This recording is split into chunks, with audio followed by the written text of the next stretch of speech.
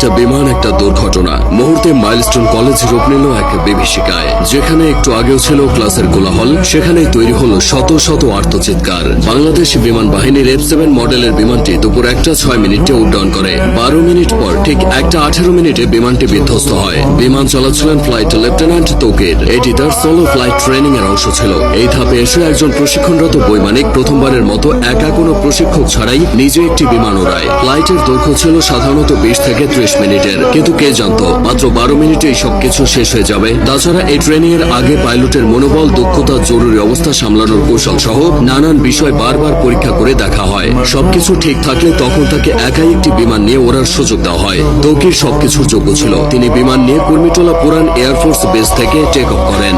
এরপর উত্তরা, দিয়াবাড়ি, বাড্ডা, হাতিরঝিল ও রামপুরার ওপর উঠতে থাকেন। তবে কয়েক মিনিটের মধ্যে কিছু সমস্যা দেখা যায়। সঙ্গে সঙ্গে তৌকির কন্ট্রোল রুমে রিপোর্ট করে জানায় যে তার বিমান আকাশে ভাসছে না, মনে হচ্ছে বিমান নিচের দিকে পড়ে যাচ্ছে। কন্ট্রোল রুম থেকে তাকে জানানো হয় তিনি যেন ইজেক্ট করেন তথা বের হয়ে আসেন। বিমান যখন নিয়ন্ত্রণের বাইরে চলে যায় তখন পাইলট নিজেকে বিমানের বাইরে বের করে আনেন প্যারাশুট সহ।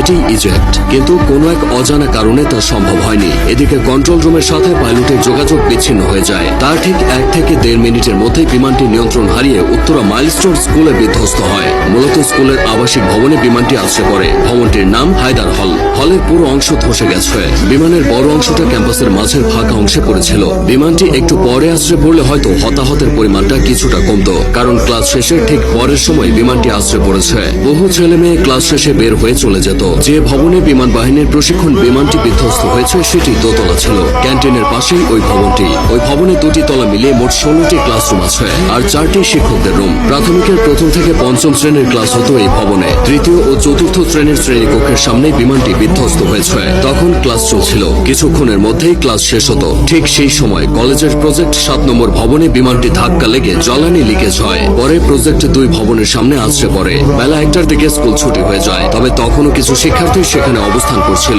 তারাই সবচেয়ে ক্ষতিগ্রস্ত হয়েছে। অনেক অভিভাবক বাইরে থেকে দাঁড়িয়ে শুধু দুর্দশা দেখেছে, কিছুই করার ছিল না। দুর্ঘটনা যা ঘটার তা ঘটে গেলেও কিছু প্রশ্ন থেকে গেছে।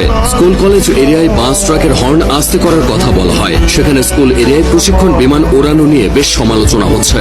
উন্নত দেশগুলোতে বিমান বাহিনীর প্রশিক্ষণ বিমানগুলো জনমানবহীন এলাকায় এনে ওড়ানো হয়, এই যেমন ফাঁকা মাঠ, নদীর পার বা বিধ্বস্ত কোনো জায়গায়। কারণ একটাই, কোনো অনাকাঙ্ক্ষিত ঘটনা ঘটলে যেন ক্ষয়ক্ষতি এড়ানো যায়। এদিকে ঢাকার মতো জনবহুল শহরে বিমান বিধ্বস্তর এই ঘটনা ক্ষয়ক্ষতির পরিমাণ বাড়িয়ে দিয়েছে। তাছাড়া যে বিমানটি নিয়ে তৌকির বের হয়েছিল সেটি বহু বছরের পুরানো বিমান বলে অনেকে দাবি করছে। এই বিমান এতটাই ঝুঁকিপূর্ণ যে দুনিয়া জুড়ে এটি উড়ন্ত কফিন নামে পরিচিত। এই ধরনের দুর্ঘটনায় রেস্কিউ অপারেশন চালানো কঠিন। মাইলস্টোনের এই ঘটনায় ক্রিকেটার, আলেম ওলামা থেকে শুরু করে রাজনৈতিক অঙ্গন পর্যন্ত সবখানেই শোকের ছায়া নেমেছে। হতাহতের ঘটনায় মঙ্গলবার একদিনের রাষ্ট্রীয় শোক ঘোষণা করা হয়েছে। মাইলস্টোন স্কুল অ্যান্ড কলেজের ইতিহাসে এই ঘটনা দগদগে ক্ষত হয়ে থাকবে।